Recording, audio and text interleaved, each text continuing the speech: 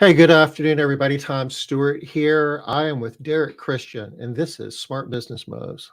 Howdy. Wow, Derek, it's been a while since we've done this, isn't it? Yeah, been a little busy. Yeah, it's better than being bored. Liz is um, spending some time with her daughter and grandchild and doing fun stuff today. So Derek and I are going to hold down the fort, and we're going to be talking about mergers, acquisitions, and different ways you can sell your business. Yep. Because I guess there's a lot of things that we can't say with certainty, but I think that we're safe in saying that none of us are going to be running our business forever, and it's never too early to start planning for that. Before we get started, I'll just share. We've got a May Central Live event that we're doing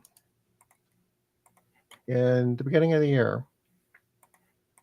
And here we go.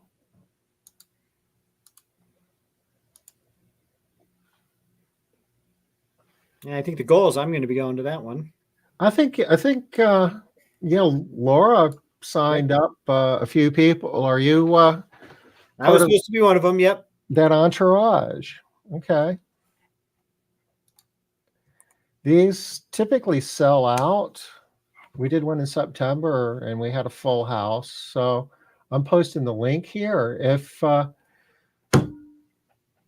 you use Made Central, it's a valuable experience. You'll learn in a much deeper level, how to leverage the tool to its fullest degree. And if you don't use Made Central, but are kind of curious about what Made Central does, we have a lot of people sign up that don't use Made Central, but they take a lot away from it to their business. And full disclosure, most of them wind up deciding that they should be using Made Central by the end of the event, but buyer beware in that regard. But it's a pretty cool event. It's 8, 9, 10 January. Start off the year right. I dropped the link in chat. Hope to see some of y'all there. So, Derek, what's been going on in your world?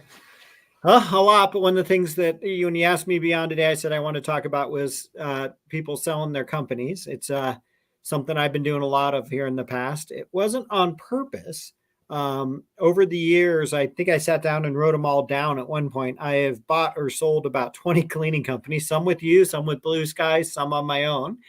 And through that, I got kind of a reputation that if you're looking to sell or even buy a company, to reach out to me. So it's become a pretty big area for me of people reaching out and asking for help cleaning their company and selling their cleaning company. I just do cleaning companies, and it's been interesting to see. So it's a question people ask about all the time. How do you value them? Who do you sell them to? How long does it take?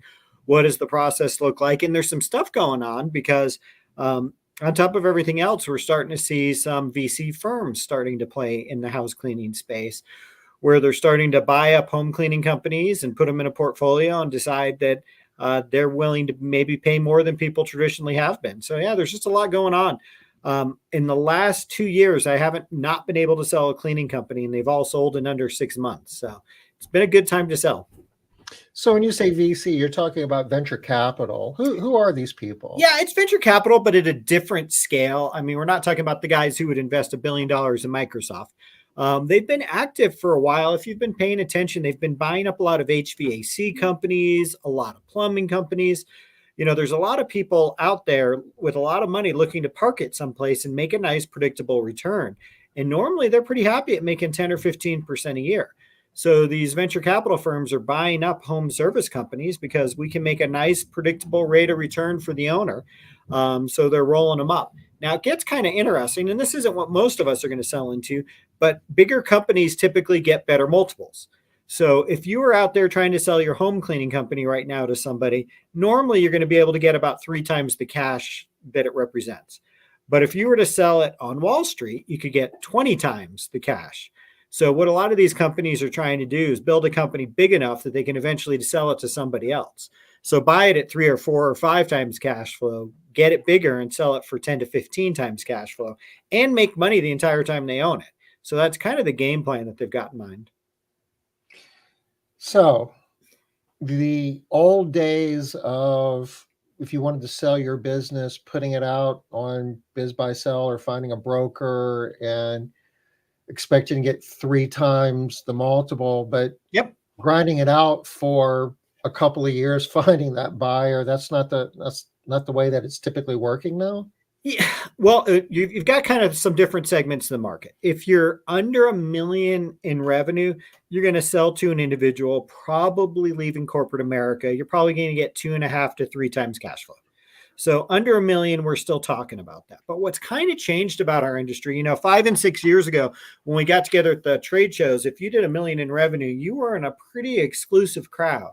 And now I won't say it's everyone, but it's getting to be a pretty good chunk of people that are doing over a million. And if you think about it, if you're making a 20% margin and on a million in revenue, that's 200,000 in cash. So Right. that's decent money. So there are people out there with 100, $200 million to invest. Once again, we're not talking Microsoft money, but if I can buy your company and put 10 or 15 of them together, they'll make 15, 16 times. So anyways, if you're less than a million, you're still selling to a retail buyer like always. If you're a million to about 5 million in revenue, there's some buyers out there that'll pay either 3 times cash flow without asking very many questions, or up to 5 times cash flow. I'm seeing some of those $2 and $3 million companies selling for 5 times cash flow. Kind of the magic numbers. Once you generate a million in profit a year, you open up a whole new group of buyers who be willing to pay you up to 10 times. So it's getting really interesting Now, because when you talk about a million in profit, you're talking a business that's probably would have to be north of 5 million in yeah, revenue. $6 million. If you've got a $5 or $6 million company that's making a million in profit, once again, to the Wall Street types, a 10% return on investment on a really stable business is actually pretty good. So, especially if you've been growing, they will give you that type of money. We actually saw a company called Made Sailors in New York City sell for $10 million a couple of years ago. And at the time, nobody had ever seen a sale that big. And now we're starting to see VC firms saying, hey, if you hit a million in profit, we'll give you $10 million. Because it sounds, for those of us in the past, like a crazy number, but it's really not. Because if I pay $10 million and make $1 million a year, that's a 10% rate of return. So they're going to make 10% holding it. And like I said, realize their goal is to buy 10 or 20 companies like that. And then once they've got 10 or 20 companies of that size, now they're making 20 million in profit. And now they can look at going public or selling to a bigger firm and maybe getting a 15 or 20% multiple. So they're playing a game of buy it at one multiple, sell it at a higher multiple.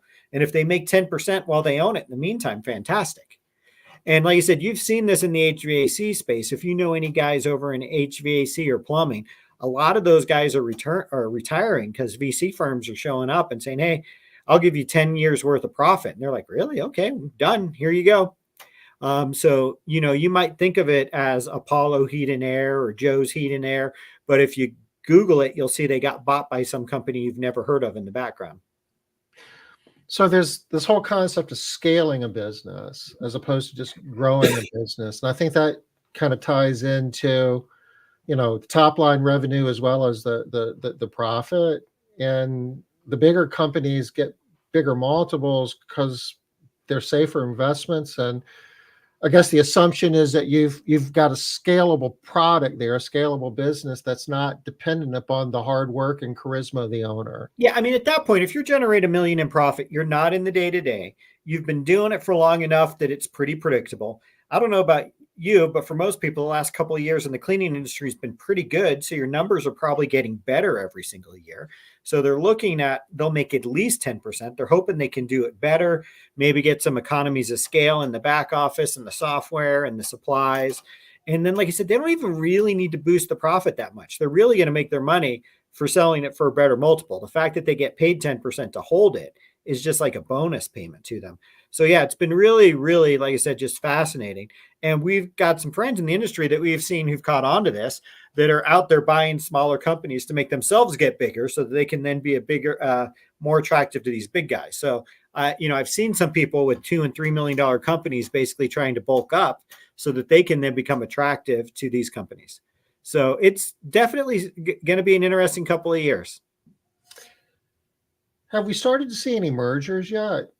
Because I know in some other verticals, like that's a strategy that, two or three HVAC companies might merge. Any one of them on their own might be worth a multiple of three, but when they combine, they might have a multiple of six or more. And they basically double the value of their businesses by putting them together. Not yet. I mean, I'm definitely hearing people talk about it. I know I've got some friends that have $2 and $3 million companies have gotten together and said, why don't we just merge together? And then maybe we'll have a $7 million company and we'll sell it for better multiple. Honestly, a lot of us have had such good growth rates that some people are just trying to make the run to 5 million alone. But I think you'll see some mergers. I think you're going to see some more activity happen. I mean, the really good news, like I said, if you've got at $1 million, you're probably still at $1 million in revenue, not profit. At $1 million in revenue, you're probably not going to get 5 or 10 times multiples. Those are the really big guys. But the good news is, if you're that size, if you were to call me, I could get you sold to a VC firm 3.5 times cash flow and close the deal within 2 months. So, if you're of retirement age, it's super easy to leave right now. Where it used to be, you'd sell it, maybe you wouldn't, they'd negotiate. Some people would want you to provide owner financing. So if you're in that $1 million to $2 million in revenue phase, it'll be quick and easy, and you'll get 3 to 3.5 times cash flow. If you're in that 2 million and up range, that's where you can probably get 4.5. And then, like I said, some of those people are trying to make the run to get to 5 million in cash flow, because I know 3 VC firms in our space that if you had $1 million in cash flow would give you 10x. I know it's a conversation my wife and I have been having. We've been pretty happy with the size of our company for an awful long time. But we're sitting around going, gosh, if we grew by 50% more, we could sell this thing for a pretty nice amount of money. So maybe now is the time to talk about opening that branch down in Boulder instead of just staying in Fort Collins. It wasn't worth it just for the little bit of extra revenue, but if it can push us into that big company category, suddenly I'm interested. So yeah, definitely. And I think you're going to keep seeing it, because these guys are just starting to play. They've been doing this in the HVAC space for going on 10 years, and they're still buying companies. The biggest company I know of operating in our space is only about 4 or 5 companies. They want more. They're hungry. They just can't find them. You've seen this in like the waste management space. You've seen this in commercial cleaning. You're seeing it in other home services like HVAC, plumbing, pest control. It's happening. Yeah, what's really interesting is in a lot of the other industries you talked about, like the commercial cleaning, the companies went public, like ABM. You saw it with Garbage, Republic and U.S. Waste Company. What's been really interesting is most of the companies I know doing this are not actually that urgent to go public. They just see it as a great return on investment. It's just like, how the big venture capital firms bought up a bunch of real estate in 2008. It's because they figured out it was a nice, predictable rate of return. Being a landlord used to be a mom and pop industry. You'd make a really nice rate of return, but some Wall Street types did some math and said, man, if we bought 1,000 houses, how much money could we make? And so now they're starting to say, okay, well, we've run up the price of real estate too much. We bought HVAC companies. Well, these house cleaning companies are starting to make a really nice profit. Maybe we should start buying some of them. So yeah, it's mostly people that are looking to park somewhere and make 10 to 15% low risk. That's their whole strategy. So are we trying to get people to think a little bit differently about their businesses? I mean, roll the clock back 10 years ago, for most of us, our cleaning business was a source of income. This is how we paid our bills, kept a roof over our head. And someday we're going to get to the point where we're not going to want to run that business anymore, and we're going to sell it to somebody else so it can be their source of income. And, today it's looking like something different. Like it could be an investment that, we could leverage in a lot of different ways. It's more than a source of income in 2020. Yeah, definitely. And like I said, there's kind of 3 tiers. If you're at that $1 million in revenue, you can still be in the day-to-day and we can sell you. Some VC firm may buy you, come in and replace you. But if you really want the really nice premiums, 5 to 10, you've got to be out at the day-to-day. They would kind of like it. I've even had them use the phrase, do you have a desk at the office? They would rather that you not even have a desk, that you pop in, you check on things and go back home. that's kind of their ideal business that they're looking to acquire. And it might change your mind. I was helping somebody sell their company recently, and they and their spouse had run the company together for years and had a fantastic profit margin because of that. But because they had almost no office staff, I can't sell them to one of these firms. So while it maximized the cash flow, now I can't sell it for a bunch of money. So my advice to them was, hey, you need to get some office staff. You need to prove this place can run without you, because it was a big company. It was like $2.5 million in revenue. I was like, if you can prove this thing will run without you, and not a bunch of VAs, like real office staff that know how to run it without you in the day to day, I can sell it for more. So that's one of the projects they're working on right now, is trying to get out of the day to day and prove that they don't need to be there. So out of all of us who are owning and running house cleaning businesses, what's your advice? I mean, do we need to be, I mean, I don't think that you're telling people we should all be selling our businesses, but should we be thinking differently than we have? And what are the things that we should? Well, yeah, I mean, in general, I think we just all need to think bigger. I sold my original company back, oh gosh, I forgot when I sold it now. It's been, I think 16, 17. Yeah, it's been 6 or 7 years. And at the time, I thought I'd leveled out for 3 years. I thought my company was about as big as it could get. It was bigger than almost anyone I knew. I only knew 2 or 3 people that had bigger companies. And in the intervening years, everyone's gotten to be $2, $3, $4 million. And I wonder, gosh, what if I hadn't sold all those years ago? I got a pretty good buyout offer. I'm pretty happy with the multiple I got, but I would have never imagined companies could have gotten this big. So I think we just all need to think about how much bigger we can get. Google has largely forced a winner take all mentality. We got a little bit of a funny situation in Fort Collins because my wife owns the #1 cleaning company on Google. And for a while, my company was ranking #3 in the 3-pack. And we were actually really excited because we figured once my company went into the 3-pack, I would get a bunch more leads. And once I started ranking in the 3-pack on Google, I got more leads, but her company continued to get about 15 times more leads than I did. So behavior's changing. People aren't calling the top 3 companies. They're calling the top company. And it's really making those top companies get bigger and bigger and bigger. And like I said, it was really fascinating because my whole strategy was once I'm #3, I'll start getting more leads. But once I was #3, I got more leads, but not as much as I expected. Like I said, when we pulled the report, she got 15 times as many leads from Google as I did, but we're both in the 3-pack. That many people just stopped at #1. They'd call the first one and book. So does that mean she's a better digital marketer than you are? A better digital marketer, had been around for longer. Once it's great to be #1 because once you've got 500 reviews, you get the most calls. And as long as you don't mess them up, you're going to get more chances for reviews and just get to keep pushing and pushing and pushing. I do think it makes you want to change your strategy. If you're in a market, getting into the 3-pack is not going to be the be all end all. You need to be #1. So maybe find a niche you can win. Maybe don't try to win Cincinnati. Maybe try to win Blue Ash or a suburb. Try to figure out what some strategies are to win. But it really has pushed a winner take all. And I think Google drove a lot of that. I think Google making it on the front page that said, here's the #1, #2, #3 company really made the bigger companies get bigger. So if you're in a market, you want to be #1. Is that something that is in consideration in terms of evaluation of a business? I mean, obviously, cash flow is how the bills are being paid, but there's a lot of intangibles I would think that would go into the calculation as well. Yeah, I mean, cash flow and stuff matters. Obviously, your reputation online, how many Google reviews you have, your office staff, how well things are documented, your customer loss rate.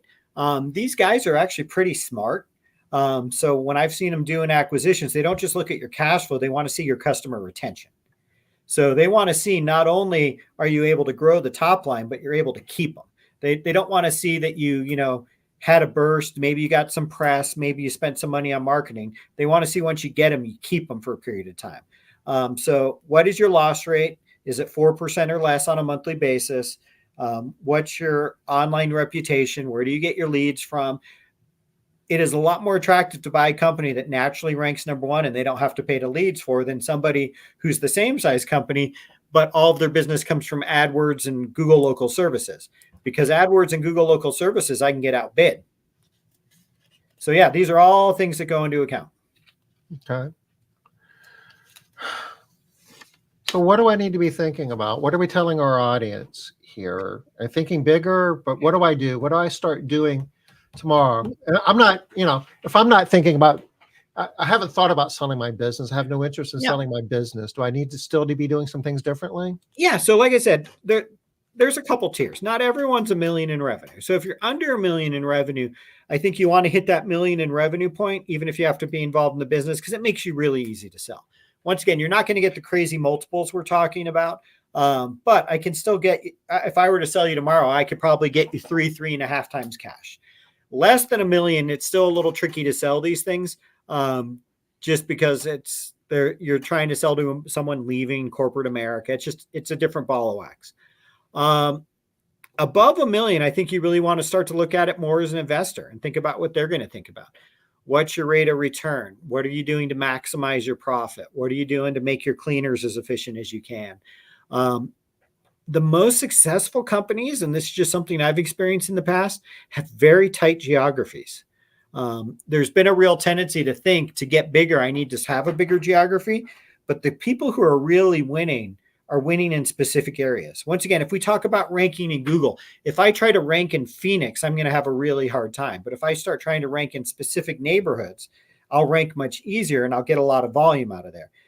I mean, you can hit 3 million in revenue with 600 customers, maybe even a little bit less. So they're just getting really specific in winning neighborhood by neighborhood, area by area, because it's more efficient. Once again, if I have to cover, all right, I'm backing up. A few years ago, when like Launch 27 was happening, a bunch of people were opening branches all over the country. And their pitch was, look, I've got a $5 million business, but each branch was $500,000 in revenue. That's not nearly as attractive as I've got a $3 million business that generates all of my revenue within 10 miles. That second business is super efficient. It's got super targeted marketing. It's probably getting a lot of organic and referral traffic that we're not having to spend a bunch of money on advertising on. So getting super efficient and super focused is how you win the game. It's how you rank on Google. It's how you make more money. It's how you'll be more attractive to these guys. So don't take my message to go out there and do what a bunch of those guys did and open virtual branches. Because now I'm not selling a $5 million company. I'm selling 10 $500,000 companies. You'd much rather sell one company with a tight geography, maybe add a couple branches, but once again, each individual office should be nice and tight and well-focused. Does that make sense? Yeah, it makes total sense that you want to, the term operational excellence comes to mind. You want to build the term scalability. You can generate more revenue by putting a hot dog stand outside your office, but that doesn't really add value the same way as lower your monthly customer churn rate or lower your payroll percent to revenue, where you're able to generate more profit off of the revenue that you're generating. Employee turnover, quality scores, all the metrics that at the end of the day, a buyer, I would presume, I mean, Derek, we've bought a few businesses together ourselves that the big thing, you can look at cash flow and say, okay, this is where it is. And we know that, but where is it going to be a year after we buy it? And we do it with the expectation that we can drive the cash flow up, but it always doesn't work that way. Sometimes it goes down if the business, isn't a soundly built business. And if it's got problems, it doesn't matter how good an operator the buyer is, they're going to have a diminution of value.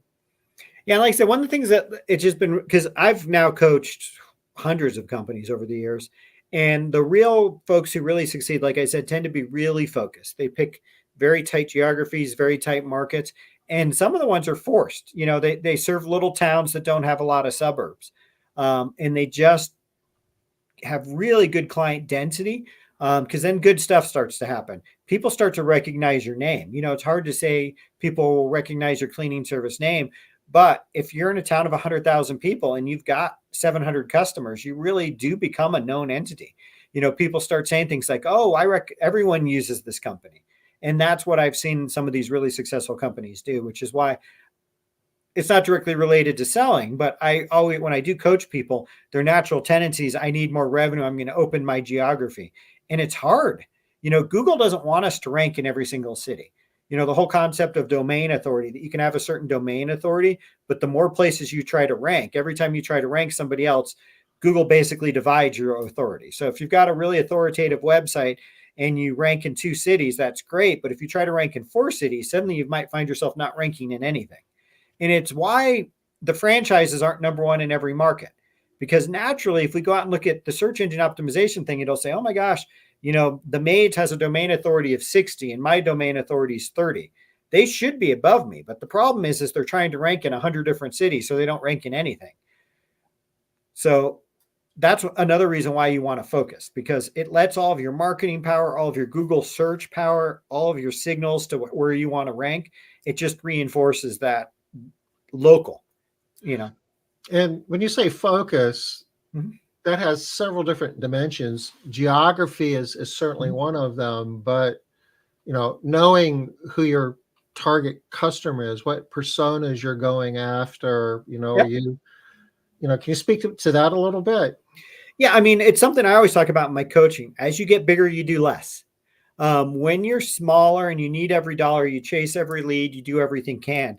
But to be scalable, you do less. You don't customize things as much. You decide who your ideal customer is. Instead of offering 5 tiers of service, you figure out how to bring it down to 2. You've got to make it operationally efficient. You've got to make the message easy. You don't chase every lead. You accept the idea that there's so much business out there that you just want the business that's ideal for you. Because you're big enough, you get enough leads, you can start to do that. And like I said, it hurts you in a couple different ways. I see companies all the time, including me. Back in the day, I added commercial cleaning to my company because it seemed like an easy thing to go after. And it did get us $500,000 in revenue. But at the end of the day, I would have been better just sticking to house cleaning and just doubling down and sticking to that one thing. It would have helped me rank better. It would have been less of a distraction of my management team. And like I said, I probably could have gotten bigger than I would have ever imagined. So, and I guess it depends where you are in terms of stages of growth. Mm-hmm. If you need those commercial cleaning jobs to make enough money to make payroll and keep a roof over your head, and the other option is, not making payroll, then do the commercial cleaning work. But what I'm hearing from that is, as you grow, narrow it down, narrow your focus. Yeah, as you get bigger, you need to do less. It's actually kind of funny because Starbucks is learning this lesson right now. I don't know if you saw it, but Starbucks. That was exactly what was on my mind. They're simplifying their menu. Yeah, Starbucks just announced that they had a huge, I think it was like a 10% drop in revenue. It wasn't a small revenue miss. They had a substantial decline.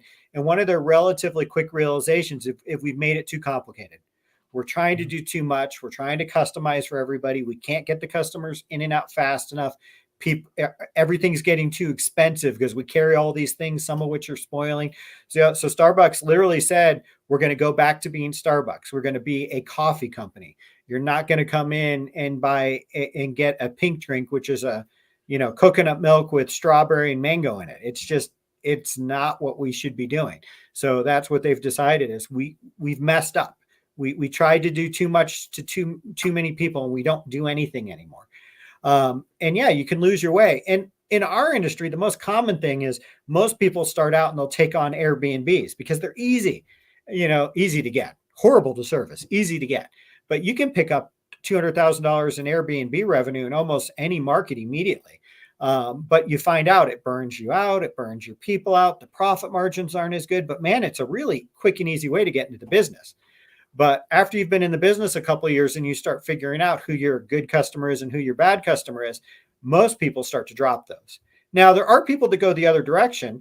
We know somebody who has a $10 million business that largely just services Airbnbs, where they've just gone deep on it and said, if we're going to do this, we're going to do it right. And we're going to do it efficiently. And they've ignored everything else. But most of us go, man, it is a lot easier to clean Mrs. Smith every other week than it is this Airbnb. So I'm going to drop that line of business. But even with that much revenue in Airbnbs, their path forward, they're focusing on cleaning Mrs. Jones's house every other week. They think that's more scalable. Yep.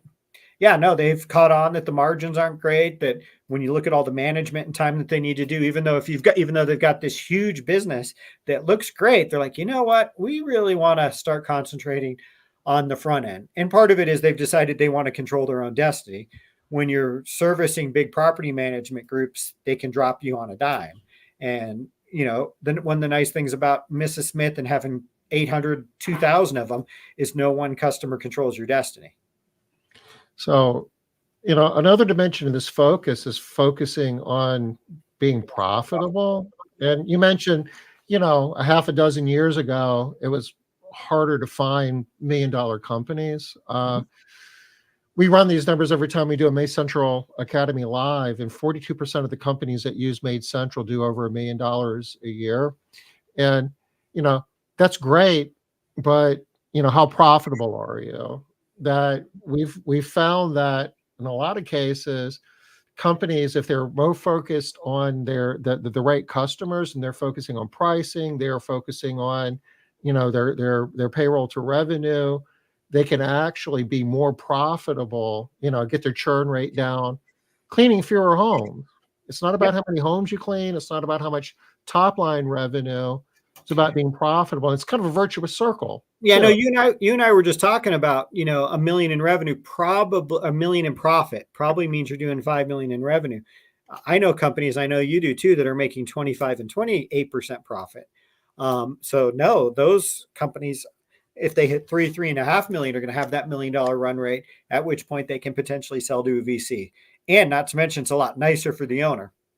Or flip side, they can make themselves a buyer and start rolling up other companies. I Yep. mean, some of these VCs are looking for, and you could speak to this, platform companies, right? Yep. Where, Yeah, a platform company is a company they buy, which will then be the model that everyone else will be merged into. So they're looking, and that's one of the reasons why I sold back in the day, because the people who bought me were buying my company as a platform company and gave me a really nice multiple. But a platform company, is the company they say, this is the model that we want. We're going to buy other companies, but we're going to merge it into this company's operating system.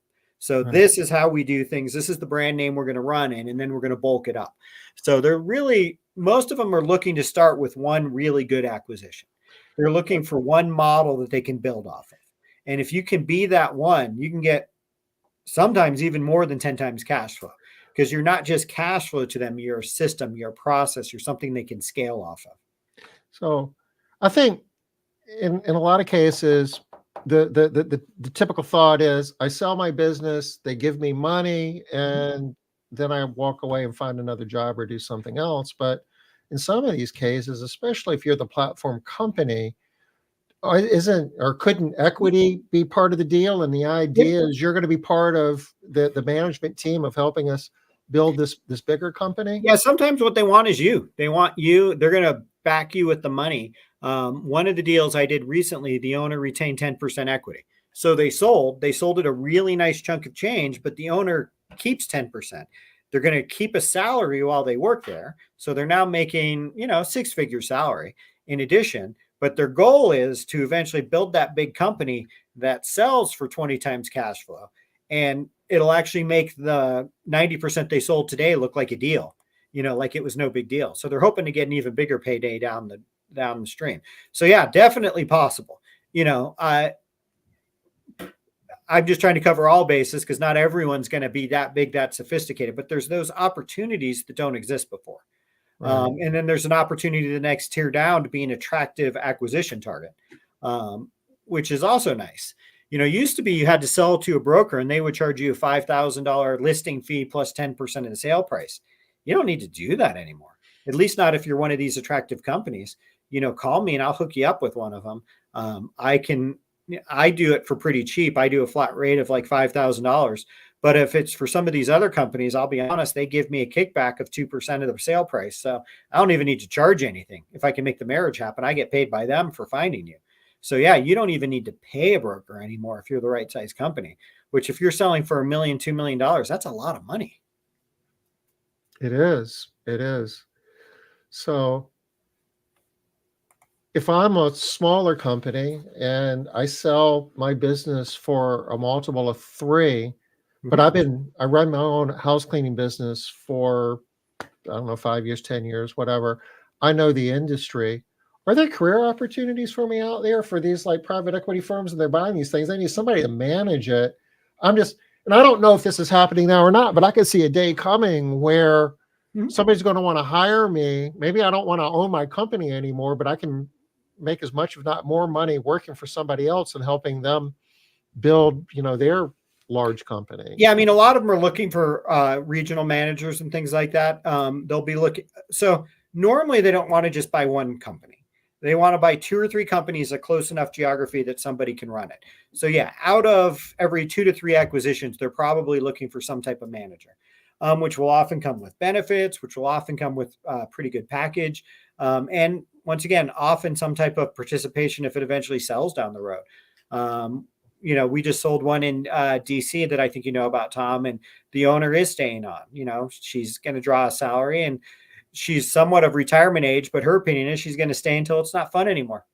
She just got enough money that she's okay with retirement. She could retire at any time. So she's like, I'm going to keep doing this till I'm not enjoying it anymore. And if I keep enjoying it, I'll keep doing it. If not, cool. I got my money. So it's not as cut and dry as I'm going to just continue to run my business or I'm going to sell my business. There's a lot of variations of a lot of different outcomes. Well, we're going to keep seeing this acquisition stuff going on. Like I said, it's just starting. We're just now starting. All these other verticals that we've talked about are ahead of us. So we know it's going to happen. Yep. Well, and what happens is these guys are copycats. All these guys, VC firms do is copy each other. So if one of these guys starts to have success and their investors are making a 15% return on investment, the people over at the other firm are going to be copy what he's doing, figure out what he's doing and do the same thing. I don't know if you know this, but a fair amount of the way that Bernie Madoff got caught back in the day is because competitive firms hired some of the smartest people in the world and said, copy what he's doing. And they came back and said, it's impossible. That cannot be done. And those people who were hired to copy Bernie are the ones who ran to the SEC and said, it's impossible. It can't be done. But that he got caught because people started trying to copy him. And that's what'll happen is one of these firms is going to start to have some success. And then a couple of the other firms are going to hire some of their bright kids and say, hey, go find more like this. And I think you'll see the multiples that people are willing to pay go up as well. Right now, the $1 million companies are still only selling for 3.5. But if we get a little bit of a feeding frenzy, I think we'll start seeing 4 or 5. Because even if I buy a company at 5 times cash flow, that's still a 20% return on investment. We talk about 5 times cash flow is like a huge amount of money because we're used to selling for 3. But there's not many things you can buy with money that'll get you that type of return on investment.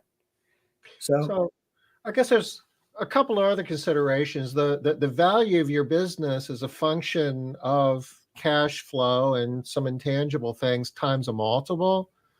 Doesn't that multiple over time kind of go up and down based upon just overall macroeconomic conditions and amount of, money supply? And yeah, I mean, the biggest thing at the end of the day is just like everything else, it's supply and demand. Where do I get the best return on my investment in return for the risk?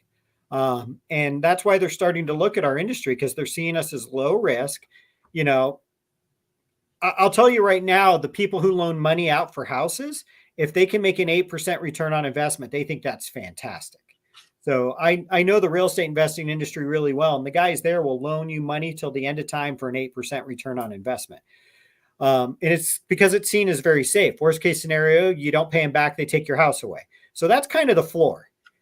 So people are looking for a better return than that, which is why I said 20% is pretty good, especially if you can prove your company's stable and has a nice, predictable cash flow. And that's why these HVAC companies have been selling so quickly because they never have down years. They're looking at it and go, man, it doesn't matter what's happening in the economy. If your furnace goes out, you get it fixed.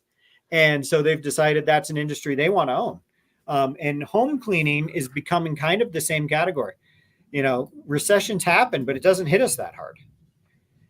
So another area that I've seen you help a lot of businesses with is managing tax liability. Mm-hmm. And so you sell your business for $5 million. That's a lot of money, but you're Yep. not going to put $5 million in the bank. You've got capital gains taxes and things like that, and those rules are kind of in flux now, and it's kind of Yep. unclear what that's going to look like in the future. Could you Yeah, I mean, speak to that? the good news is you're going to pay capital gains instead of income tax, which is normally 15 or 20%. And like you said, they might tweak that and it might go back down to 15%. So it is a chunk, but it's not. Or it could go back up in a It meaningful could go way. back Yeah. up depending what happens, right? Right now it's 15 and 20. It could potentially go back up. There are some things you can do if you're looking at the long-term game plan. If you're really not going to be involved in the day-to-day, you could potentially set it up where this is actually owned by a non-taxable account. As you know, I've had my IRA that's owned both real estate and home cleaning companies in the past, in which case when it sells, it owes no taxes because it goes into your IRA. So those are some things that people out there could potentially look at as well. There's all kinds of really cool things you can do to try to offset those. I know some people who have not necessarily in the house cleaning business, but just other businesses in general. There's a ton of money. There's a lot of buying and selling in businesses now, and they're trying to get out while they believe the tax scene is more favorable now than what it will be in the future. I mean, probably regardless of which party you support, one thing that I think is safe to say is both of the current proposals on the table from both sides are going to absolutely blow up the budget deficit. We are going, as a country, going to owe more money if either of the two presidential candidates do what they say they're going to. Now, depending which economist you talk to, one is worse than the other, but both sides, everyone pretty much agrees it's going to get a lot worse if they do what they say they're going to do. And you just can't do that forever. Eventually, someone's got to pay the piper, which means taxes have to go up. Yeah, there's a debt of $34 trillion and a deficit of $2 billion. That deficit's going to get bigger. Well, and some of the stuff that sounds really good, now we're waging into politics on some of this, but like student loan forgiveness is talked about a lot.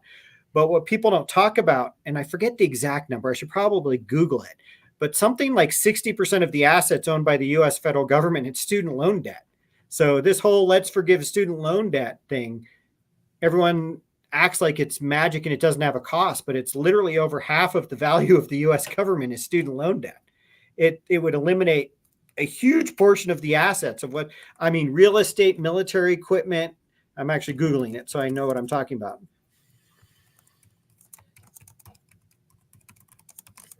Kevin's adding here, it seems that part of the magic in scaling is to accomplish revenue growth through target marketing that creates efficiency, controls attrition, properly grow net operating profit. Nothing can be focused in a silo. Those are all contributing factors toward, creating value in a business that an investor would appreciate. Yep, having it be super profit. And I looked, 40% of what the U.S. government owns is student loan debt. So all the buildings, all the military ships, 40% of the value of our U.S. dollar is student loan debt. So it's a big deal. And so that type of stuff, once again, I don't want to get into the politics of good or bad. Should we do it or should we not do it? But when it's going to be a big hit and somebody's got to pay for it eventually, which means taxes are going to go up. And that's the Democrat side. On Trump's side, you're hearing no tax on tips, no tax on overtime.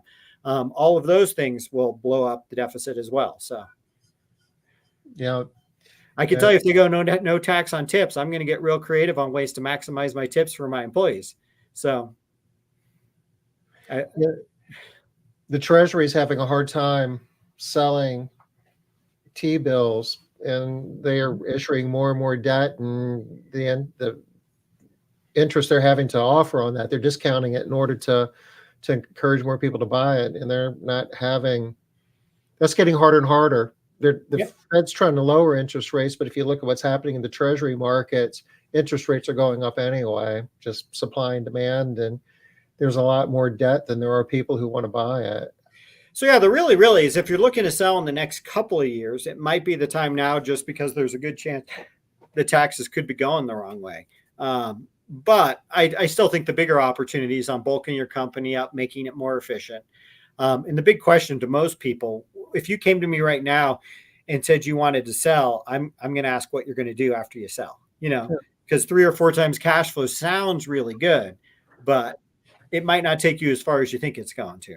So I end up talking about 2/3 of the people who come to me out of selling, because I ask them what their number is. What's the number that you could retire? And am I going to be able to get you there? So normally it's good for people who are retiring. And some people have magic numbers. An awful lot of people I'm working with, their goal is to sell to pay off the house. If they can pay off the house, they're happy. So, yeah, I think that I agree with, whoops. We just lost Derek for a second. I'm sure he'll be back. I think Derek would tell you that now might not be the time that we would want to sell, but regardless of where you are with that process, we should all be preparing our business so it is sellable with or without a buyer, or even if you aren't interested in selling. Hey, Derek. Yeah, sorry, my internet glitched for a sec. What I was sharing is that one thing that I'm sure that you would encourage people to do, regardless of where they are in their mindset of, do I want to sell my business or not? We all should be preparing our business like we're getting ready to sell it. Hey, we're making our business better. It's going to be more sustainable. We're performing at a higher level. Plus, do you remember what the statistic is, that some meaningful percentages of businesses are sold under unplanned situations, or sold under duress? Yeah. No, I mean, what happens if you die tomorrow? Could your family sell it? Would they want to, would it be able to run without you? What's the circumstances?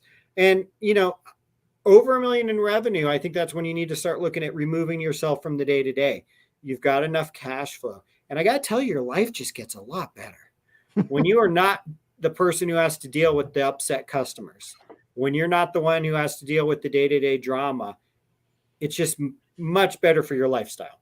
One of the things when I coach people is one of the first things I start pushing people to do is go to the office at 10. Don't walk in the building till 10 a.m. because everything that seems to happen in our business happens in the first couple of hours.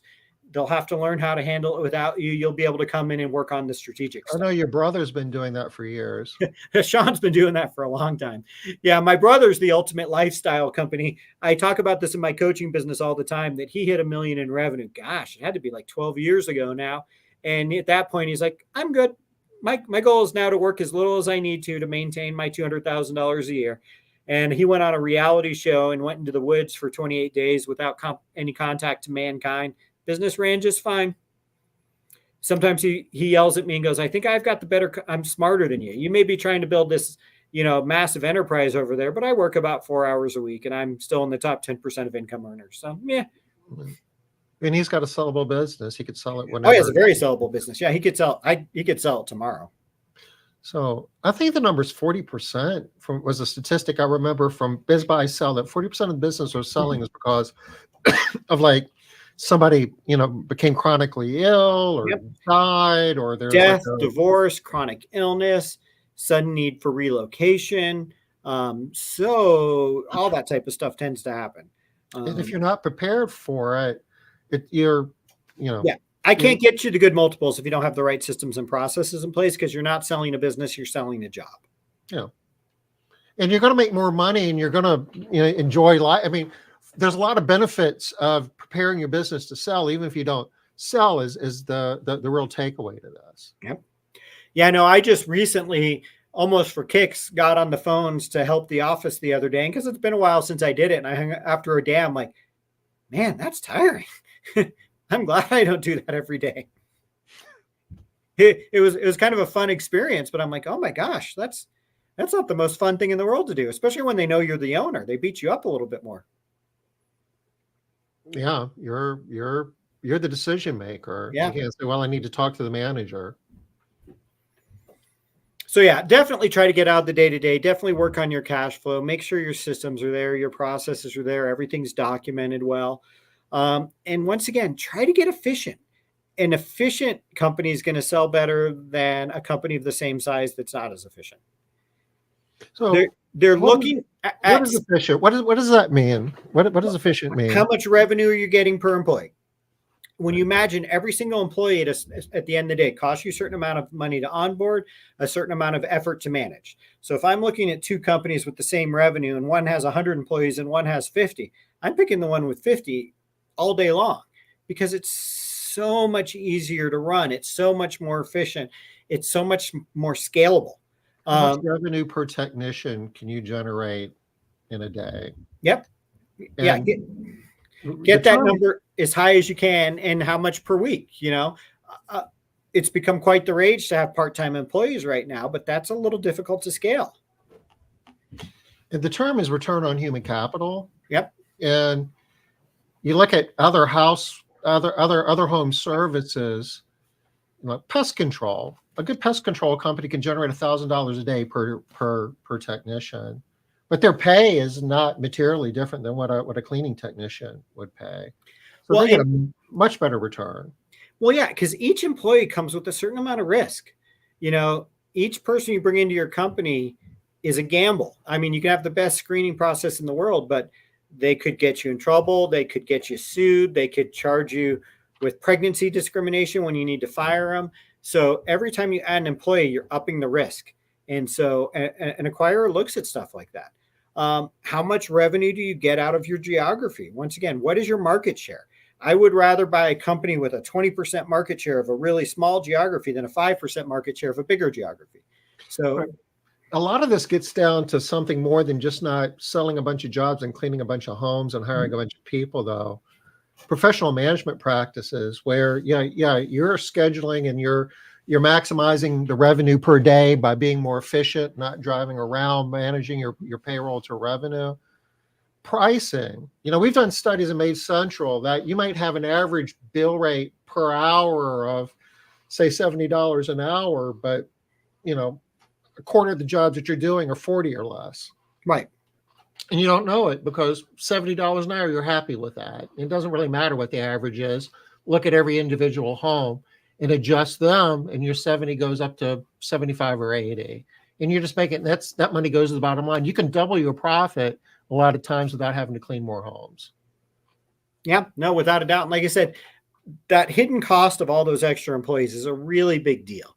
And we don't always get it because we've kind of come to accept that we have to have all these employees.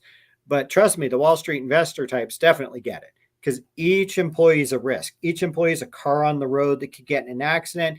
Each employee is that risk that you hired the 1 in 1,000 person whose cousin's an attorney is going to sue you for nothing. So they want to do it as efficiently as they can. And when you get that return on human capital, if you get that revenue per, technician up, you're able to create better jobs too, because you can pay more, you can provide benefits, your turnover rate goes down. I mean, it's a lot of good things. It's not just for the benefit of being more building up. It's not just for the benefit of the business owner. It's the benefit. Well, no, yeah, like you said, if you pay more and you have less turnover, your customer loss rate goes down. Once again, turnover is a risk. Every time I hire somebody, I don't think of it as 50 people. If you're turning your people, if you have 200% turnover, you're actually running 150 people through your company in the year. And that's a lot of risk. If my retention of my employees is better and I've got 50 people on the street, but I keep 45 of them, I'm a much more stable, safer to invest in company. So those are all factors that come into play. And those are all things they look at. Like I said, all these companies that I've help people sell recently, at least to the Wall Street types, they spend a lot of time looking at customer retention rates because they're not just looking at buying the cash flow. They're looking at buying the predictable cash flow, if that makes sense. Mm-hmm. And the predictable part of it is how long do you keep them? How good are you keeping them? Because that's also where the rubber hits the road. Do you really have a system that generates a predictable outcome, or are you just a flash in the pan? Are you somebody who's good at internet marketing, made the phone ring a bunch, but couldn't actually service anybody? Because the other dimension of that is they're going to go in and they've got unlimited capital to operate that business. And they're going to be willing to spend more on advertising. Use AdWords for an example.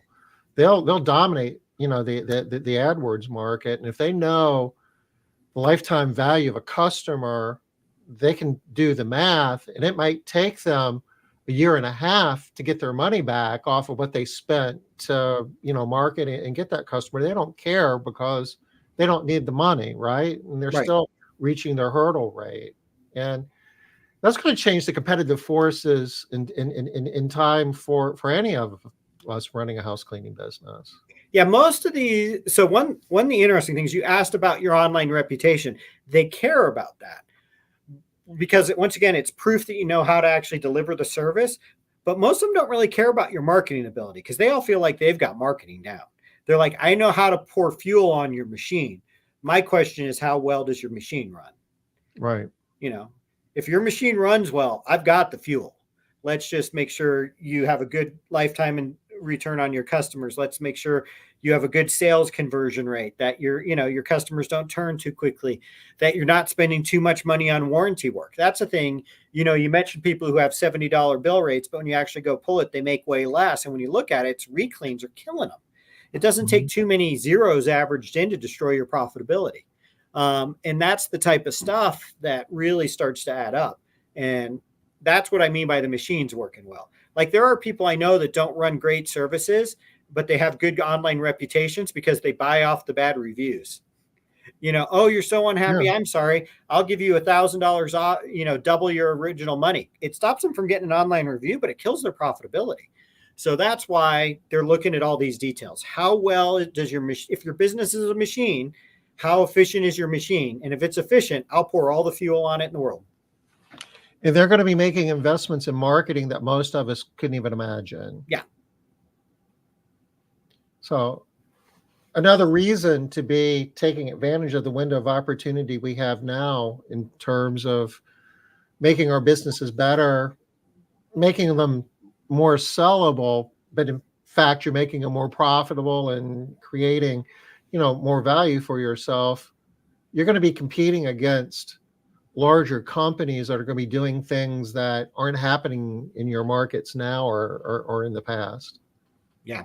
No, I would not want to be a company that lives off of just AdWords or LSAs in the future. That's not going to be a fun place to be. Yeah. We haven't even talked about AI and how that's going to be changing, the whole game of search versus answer. But if you want to hear more about that, we're going to be in Las Vegas in a couple of weeks talking about some of this stuff, aren't we, Derek? Yeah, we're doing the follow-up on our innovation summit. Yeah, 10 years ago, if you can believe that, we took an entire day at the ISSA convention and did a disruptive innovation summit. We had Marco Zappacosta, the CEO of Thumbtack, spoke. We had somebody from the venture capital world. We had a lot of different speakers talking about the changes that were coming in the industry. And, I think we got a lot of things right. Some of the things I think maybe the timing was a little bit off, but the discussion needs to continue. We're going to be talking about that at convention this year. Yeah, and like you said, we're going to cover it at convention, but I said it back then. I don't know if people heard me that, this first couple rounds might fail, but the one thing you'll need to know about VCs, they just keep coming. I don't know if you're old enough to remember, but there was a company that a whole bunch of people put a bunch of money in called Webvan that was supposed to redesign the grocery industry. And when it went bankrupt, everyone's like, see, no one wants to get groceries delivered to their house. Webvan may have failed, but man, we've all got Instacart now. So it was funny because I went to the grocery store Sunday morning, and I don't go there a lot, but half the people running up and down the aisles were people that work for the grocery store picking orders that were going to be delivered by Instacart. There were more people filling orders for Instacart than it was actual shoppers. Well, like I said, 10 years ago, everyone would have been real cocky. If Webvan failed, all of this internet stuff failed, the grocery industry will never go online. Guess what? Wall Street just keeps trying, and the VC firms will keep trying until they get it right. Derek, we're at the top of the hour. Yeah. Happens fast, huh? I appreciate sharing with us today. This was useful stuff, and there's a lot of opportunity, and things are going to be changing, and we all need to be working on our businesses with in the back of our mind saying, what can we be doing to making our businesses more sellable? Even if we don't want to sell, it's going to be more valuable. We're going to be creating more value for all of our stakeholders. Yeah, and like you said, even if you don't sell, it's a lot more fun to run if you can make it the type of business somebody would want to buy from you. If anybody wants more information about any of this, Derek, what's the best way for them to get a hold of you? Easiest way is you can just shoot me an email. It's Coach Derek, Derek at DebbieSardone.com, or just reach out on Facebook. Any of those work. And you'd be glad to have a discussion, right? No, I do a 15-minute consult with people all the time. Like I said, I also coach people on their cleaning business. So sometimes the answer is you can't sell it like this. Let's fix it. Or I just help people figure out what it is. I just listed a business for somebody who I first talked to 3 years ago. And 3 years ago, I gave them a free consult. They told me what their number was. And I said, I can sell you for that, but only if you change these things. So they spent the last couple of years doing it. And now they're back. I'm like, okay, we're ready. Can you get us the $1.2 million you talked about? And I was like, with the changes you made, yeah, we're ready now. I've worked with Derek for a long time. We've been partners in businesses. We've written books. We've done a lot of things together. And I can tell you that if you're looking for help in your cleaning business, you have nothing to lose to talk to Derek for 15 minutes. He might give you some ideas to work on that you haven't thought about. Yeah. Well, great. Well, we're going to go ahead and call this a wrap. Derek, I appreciate you being with us today. If I don't talk to you before, I'll see you in a couple of weeks in Las Vegas. Okay. Thanks. We'll be back next Wednesday, 5 o'clock Eastern. Take care, everybody. Bye-bye.